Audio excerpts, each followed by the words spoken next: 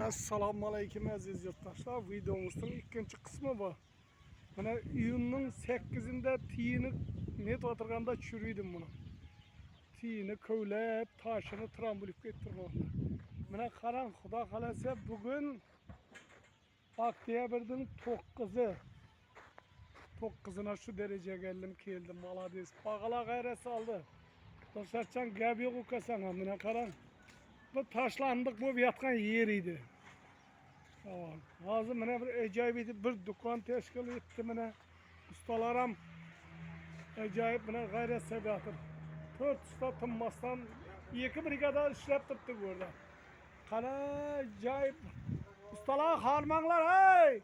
Ama qo'l ko'tarveringlar axir sizlarning kim ekaningizni orqangizdan kim taniydi axir? Mana mol topdan, o'rdan, bu yerdan ish qilib 2 brigada ishlab turibdi. Malades, gap yo'q. Dilshatjon sana rahmat uka. Bizi dukanam ajoyib chiroyli bo'lib, ko'rib odim bo'ldi bu. Ko'rib odim. Endi mana dukanning buyoqqa qattiq. Buyoqqa ko'rinasizlar.